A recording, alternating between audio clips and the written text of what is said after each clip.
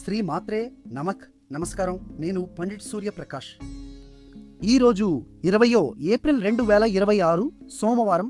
వృషభ రాశి వారికి ఒక అద్భుతమైన ఖగోళ సంఘటన జరుగుతోంది.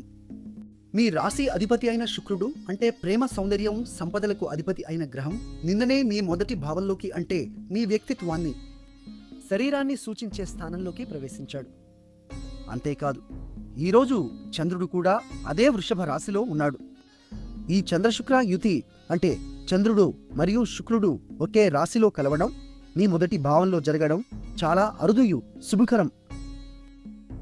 రోహిణి నక్షత్రం సృజనాత్మకత మరియు సమృద్ధికి ప్రసిద్ధి చెందిన నక్షత్రం.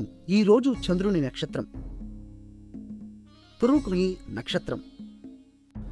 దీనివల్ల మీ ఆకర్షణ శక్తి పెరుగుతుంది, సంబంధాలలో మాధుర్యం వస్తుంది, మీ వ్యక్తిత్వంలో ఒక ప్రత్యేకమైన కాంతి కనిపిస్తుంది.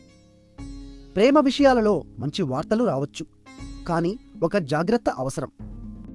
శుక్రుడు మరియు చంద్రుడు రెండూ మృదువైన గ్రహాలు కాబట్టి విలాసాల వైపు, అనవసరమైన ఖర్చుల వైపు మనసు మొగ్గు చూపవచ్చు. ఆర్థిక విషయాలలో ఆచితూచి వ్యవహరించండి. ఈరోజు మీ అదృష్ట సంఖ్య 6.